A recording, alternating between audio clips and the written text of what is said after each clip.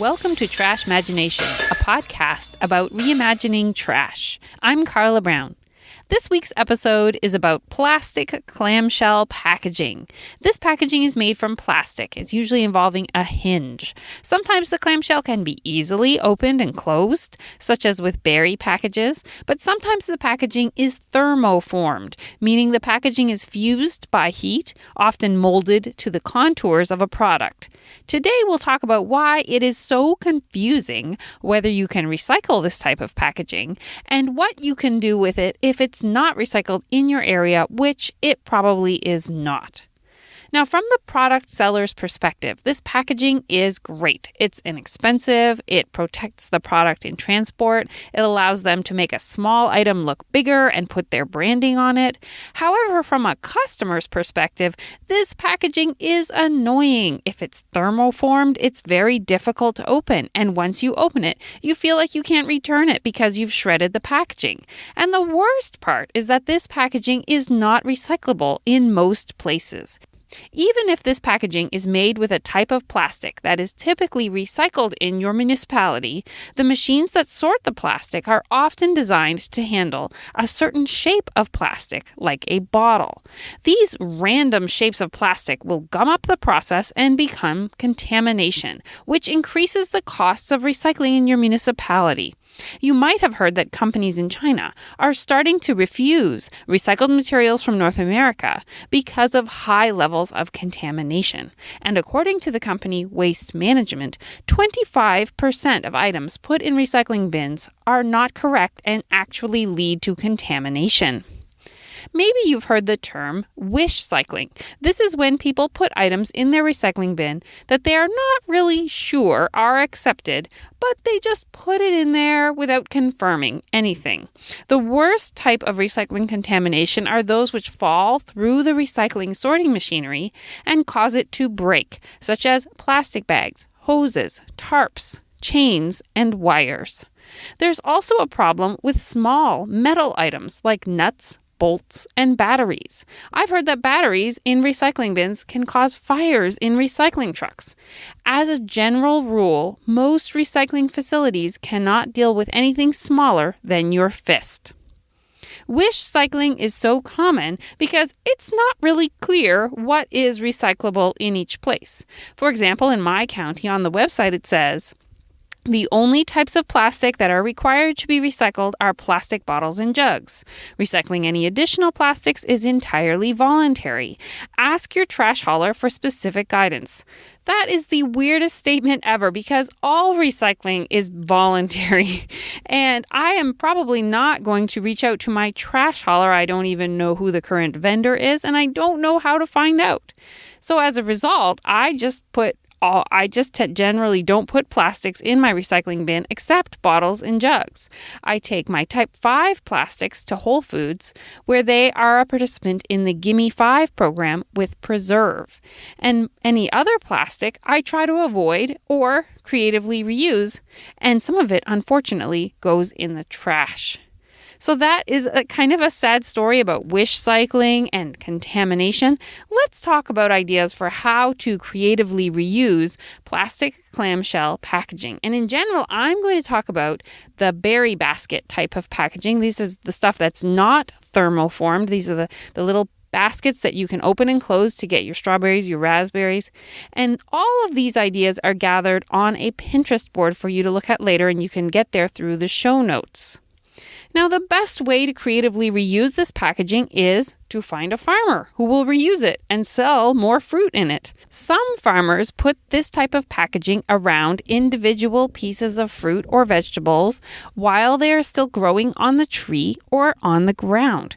They do this to protect the fruit and vegetables from squirrels and birds. I'm wondering if any of you are home farmers, home gardeners, and if you've tried this technique. I would love to hear about whether it worked for you. Some people reuse their packaging as a mini greenhouse to start plants. Sometimes they leave the lid on to make it more humid inside the packaging like an actual greenhouse, and other people remove the lid and put it underneath the base. Here's one benefit of this type of packaging that maybe you didn't know. You can wash the berries right in the packaging and they will drain because this packaging is basically like a mini colander. Likewise, you can use it as a mini colander in other situations, like you could put bath toys in these containers so they will drain. Now I'm going to talk about a whole bunch of ideas related to crafting. The best craft storage idea I saw was on a website called So Many Ways, and it was to store ribbon spools. What's nice about using this type of packaging for ribbon spools is that you can see the ribbons through the packaging, and you can take the end of the ribbon and stick it out through the holes that already exist in the packaging, and then you can pull out the ribbon when you need it. This website also suggested putting yarn in the containers and feeding out the end you need to keep the yarn from getting tangled. The way that I most often creatively reuse this packaging is to insert it inside my craft designs to give them more form.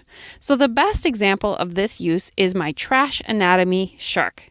This is an anatomy model showing the inside of a shark made from a 2-liter soda bottle. I used the clamshell packaging in the shark's fin and tail. I cut the packaging into the right shape and then I covered it with other materials. In this case, it is felt made from recycled soda bottles. The most common craft idea for this type of packaging is something like Shrinky Dinks. This was a popular craft when I was a kid. It's basically type 6 plastic, which is a commonly used plastic in clamshell packaging. To do this art, you cut out the flat pieces from the package. Now, some crafters suggest that you scuff one side with sandpaper and then draw on the scuffed side with permanent markers. But I've also done this where I don't scuff it and just draw directly on the packaging. What's nice is this plastic is transparent, so you can lay it on any image you want and you can trace it. You then can punch a hole in the piece with a regular hole punch before shrinking it so that you can use it to make jewelry or you hang it up to make ornaments. Then you bake it in a 325-degree oven for really only a few minutes. You can even watch the items shrink, and then it's done. I did a craft a few years ago with some younger children where we made little fish out of the clamshell containers, and then we punched a hole where the mouth was in the fish, and we attached a line of bubbles from bubble wrap to that spot. And then we dropped it into a glass bowl, and you could see, if you looked at through the side of the bowl, that the fish were floating, just like as if you were looking in an aquarium. And that idea originally came from Parents Magazine. Another popular craft involves cutting the plastic into shapes, punching a hole into them, and then melting it to make colorful shapes for earrings. This can be done with many types of plastic. I saw a bracelet made from many square-shaped panels connected with small metal O-rings, and it looked really classy. Other craft ideas involve painting the containers or weaving ribbons through the openings to make decorative containers. I saw a pirate's chest for a pirate-themed birthday, some May Day baskets, which involved weaving ribbon through the little holes in the packaging, and then one where the artist did a kaleidoscopic design. It was sort of exciting, many colors, and it was painted all over, so in a way it became like a gift box. I saw a teacher gift made with a recycled clamshell where the tag said, "I couldn't have picked a better teacher," and the container was filled with clean strawberries. Now, teachers get a lot of sweets, and I've heard from my friends who are teachers that healthy options are often much appreciated. If you wanted to replace the strawberries with baked or handmade goods, you could put strawberry muffins inside or chocolate-dipped strawberries. A great way to avoid berry packaging in the first place is to get berries from a farmer's market or U-Pick. Typically, they are more than happy to let you put the berries into your own container. Another source of this packaging is when you get dinner on takeout. And so as much as possible, we should try to start bringing our containers. And if we keep asking to have the food put into our own containers, then it'll become much more normal and we will feel more comfortable asking in the first place. When we're shopping and we're looking at two options and one is in a clamshell and one is not, we should try to buy the one that is not in clamshell and reward the companies that are using more recyclable packaging or none at all. A lot of items are wrapped in clamshell packaging just to be manipulative, just to make us think the item looks more fancy or has more impressive branding, but it's really not protecting anything, or it's just going to make it difficult to open when we get home. I mean, why should a metal screwdriver be put in plastic packaging? So thank you for listening. I would love to hear how you creatively reuse plastic clamshell packaging by emailing me at trashmagination@gmail.com. If you live in Northern Virginia, just a reminder that my woven plastic bag tree art is on display at the Broadlands Nature Center in Ashburn for one more week until June 30th. Until next time, may you see clamshell plastic packaging and berry baskets as a source of art in your life.